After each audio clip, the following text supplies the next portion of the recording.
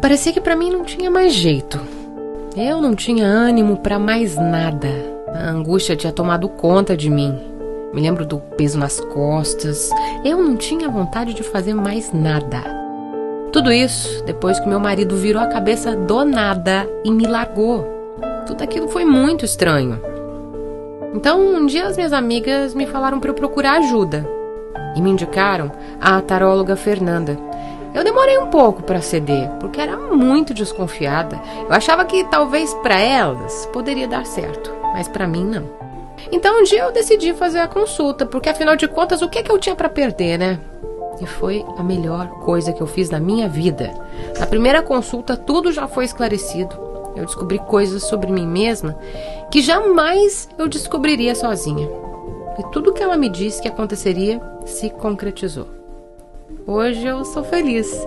Meu marido voltou para casa apaixonado como nunca. Eu tenho a minha família reestruturada. Eu tenho uma imensa felicidade em compartilhar minha história com você, que talvez esteja passando pela mesma situação.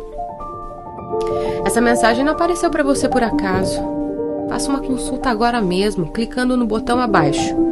Talvez isso seja a luz no fim do túnel para você.